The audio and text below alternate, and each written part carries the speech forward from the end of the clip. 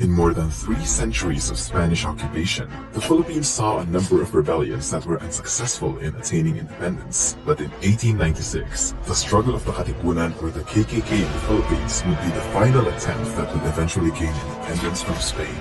However, the events leading up to it would be filled with courage, determination, and heroism, but also chaos, selfishness, and betrayal. This is the tragedy of the Philippine Revolution.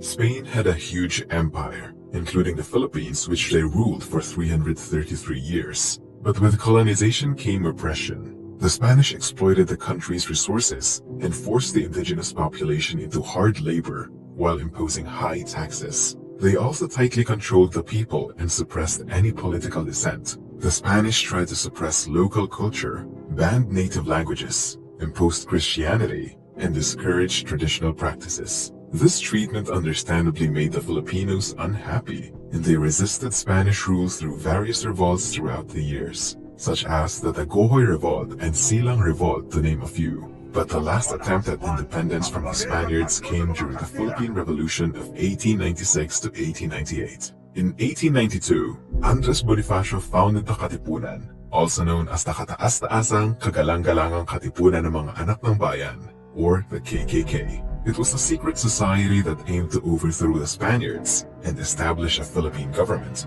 The members of the Katipunan were composed of mainly working-class Filipinos who were tired of the poverty and oppression that marked Spanish colonial rule, and they were driven by a burning desire for freedom, equality, and justice. The Katipunan was a daring response to the growing sense of nationalism among Filipino people. It was a call to arms, a rallying cry for all those who dared to dream of a better future for their country.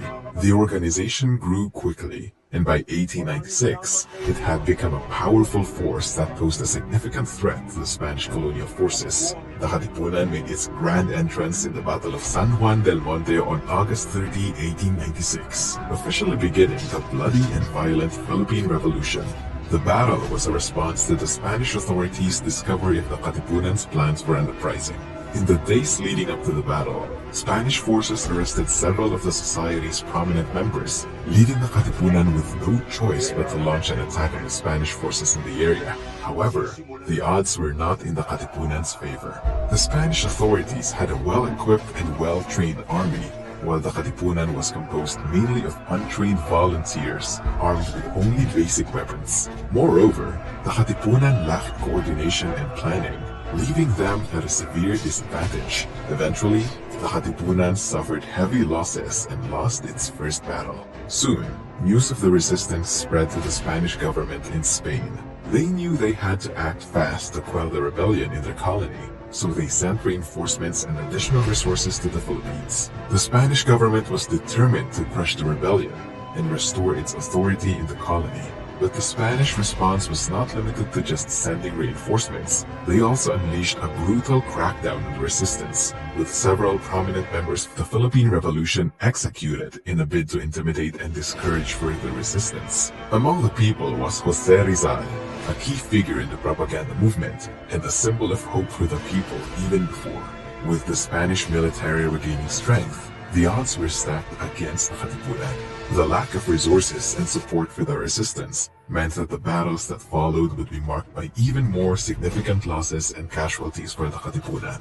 As the battles raged on, a particularly charismatic leader was gaining popularity and quickly rose through the ranks of the Katipunan. Despite being outmatched in terms of manpower and resources, Emilio Aguinaldo was able to lead the Katipunan to several important victories in Cavite, his hometown. He was a skilled military strategist and tactician, and his leadership in battle inspired others to follow him. Aguinaldo was also politically savvy and was able to navigate the complex political landscape of the Philippines.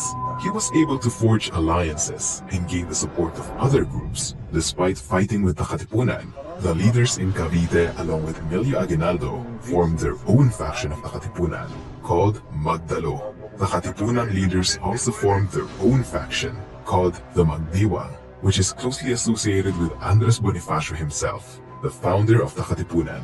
The Magdalo faction, composed of the wealthy and educated, had a more moderate stance towards politics and was open to negotiations with the Spanish colonial authorities. They believed that the Katipunan needed to focus on establishing a new government and gaining political power. Meanwhile, the Magdiwang faction, consisting of members from the lower social classes, was determined to continue the armed struggle against the Spanish.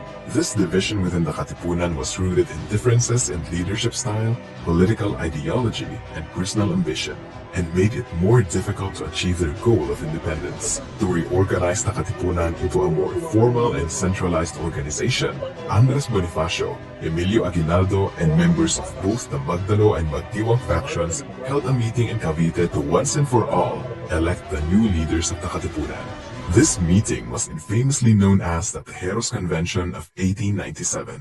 At the convention, however, Andres Bonifacio was not elected as the new head of the revolutionary government. Instead, Emilio Aguinaldo was elected as the new president.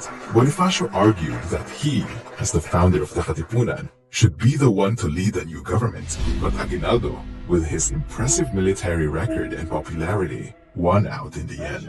It was suggested that Bonifacio should instead automatically have the position of vice president. However, the election continued and Mariano Trias took the position of vice president. As the elections continued, Andres Bonifacio was elected last as the Director of Interior, but was then challenged by Daniel Tirona, who argued that he was not qualified for the position due to his lack of formal education, and that the position should be held by someone who holds a lawyer's diploma. Bonifacio did not have a high level of formal education. He was born into a poor family and was only able to attend school for a few years. Tirona proposed a prominent lawyer like Jose del Rosario instead. Bonifacio was insulted by this and asked for an apology from Tirona, but Tirona refused to apologize, and in a fit of anger, Bonifacio drew his gun and threatened to shoot him. The room erupted into chaos as Bonifacio's fellow revolutionaries tried to restrain him. Bonifacio felt cheated by the election results, and he believed that the Katipunan he had founded was taken over by people who cared more about their own power than the cause of the revolution. He then stormed out of the convention feeling angry and betrayed. By April of 1897, Emilio Aguinaldo, as the new president, ordered Bonifacio's arrest, accusing him of burning a village. Additionally, Bonifacio and his last remaining followers were seen as a threat to Aguinaldo's leadership and authority, and some were killed during his arrest, including his brother Ciriaco. It was a shocking move that sent shockwaves through the Katipunan forces. Bonifacio, the hero of the revolution, was now a prisoner. After his arrest, Bonifacio was charged with treason and sedition, and his fate was left in the hands of a jury made up entirely of Aguinaldo's men. The trial was a sham, with even Bonifacio's own lawyer declaring him guilty. Bonifacio and his brother Procopio were then sentenced to death and were executed in the mountains of Maragondon.